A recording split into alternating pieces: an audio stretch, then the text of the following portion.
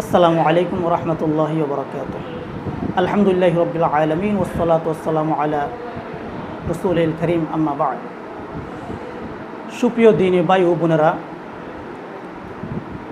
কাছে দূরে দেশে প্রবাসে যেখান থেকে আমাকে দেখছেন সবাইকে জানাই আন্তরিক মোবারকবাদ।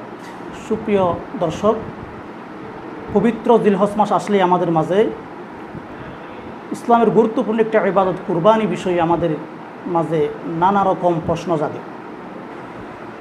তার মধ্যে প্রথম নম্বর প্রশ্ন হচ্ছে, কার উপর কুরবানি ওয়াজিব এবং সম্পদের হিসাব বা নেসাবটা কেমন?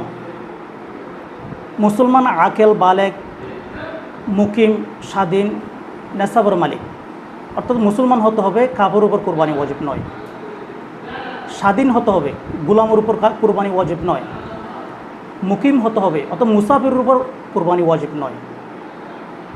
আকেল হতে হবে, অর্থাৎ সুস্থ মস্তিষ্কের অধিকারী হতে হবে, পাগলের উপর কুরবানি ওয়াজিব নয়। বালেগ হতে হবে, অর্থাৎ প্রাপ্তবয়স্ক হতে হবে, অপ্রাপ্তবয়স্কর উপর, ছোটো বাচ্চাদের উপর কুরবানি ওয়াজিব নয়, যদিও বা সে নেসাবের মালিক হয়। নেসাবের হিসাবটা কেমন? সম্পদের হিসাবটা কেমন? 7.5 ভরি স্বর্ণ, অথবা 52 ভরি রূপা, অথবা সে পরিমাণ নগদ টাকা, অথবা সে পরিমাণ ব্যবসায়িক পণ্য, অথবা প্রয়োজনের অতিরিক্ত যদি সম্পদ থাকে। আমাদের দৈনন্দিন জীবনে প্রয়োজনীয় যেই আসবাবপত্র আমাদের প্রয়োজন, তো জীবন ধারণের ক্ষেত্রে যা কিছু আবশ্যকীয় মৌলিক প্রয়োজন আছে, এই মৌলিক প্রয়োজন ব্যতিরেকে অতিরিক্ত সম্পদ যদি কারো কাছে থাকে, অর্থাৎ যেমন কারো কাছে বাড়ির মধ্যে, ঘরের মধ্যে দামি দামি শাড়ি আছে, যা বছর একবার বা একবারও পরা হয় না। বড় বড় ডেকসি আছে, যা বছর একবার বা একবারও ব্যবহার হয় না। অথবা জমি আছে, অতিরিক্ত প্লট আছে, যা আমাদের জীবন ধারণ ক্ষেত্রে আমাদের প্রয়োজনে পড়ে না, যেগুলো না হলে আমাদের জীবন চলে, যেগুলোর প্রয়োজন নেই। এরকম অতিরিক্ত যদি কোনো সম্পদ থাকে, সেই সম্পদের মূল্য যদি ওই যে 52 ভরি রূপা অথবা 7.5 ভরি স্বর্ণের মূল্যের সমপরিমাণ যদি হয়ে থাকে, তাহলে তার উপর কুরবানি ওয়াজিব হয়ে যায়। মহান আল্লাহ সুবহানাহু ওয়া তাআলা কোরআন মাজিদের মধ্যে বলেছেন, ফাসল্লি লিরাব্বিকা ওয়ানহার, হে নবী, আপনি আপনার রবের উদ্দেশ্যে সালাত কায়েম করুন এবং কুরবানি করুন। মহান আল্লাহ পাকের পক্ষ থেকে অর্ডার, হুকুম।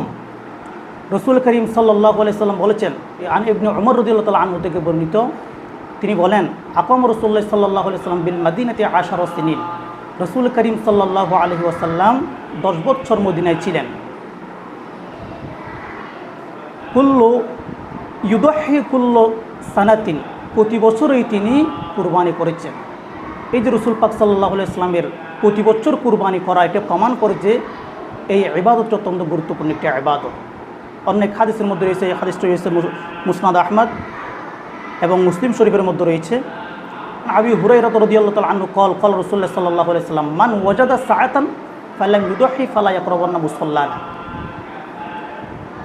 যে ব্যক্তির সামর্থ্য থাকা সত্ত্বেও কুরবানি করলো না, সেই যেন আমার ঈদগাহের মাঠের ধারে কাছেও যেন না আসে। এই যে রসুল পাক সাল্লাল্লাহু আলাইহি ওয়াসাল্লামের এমন কথা প্রতিমান হয় যে এই কুরবানিটি অত্যন্ত গুরুত্বপূর্ণ একটি ইবাদত, যা ছেড়ে দেওয়া কখনো উচিত নয়।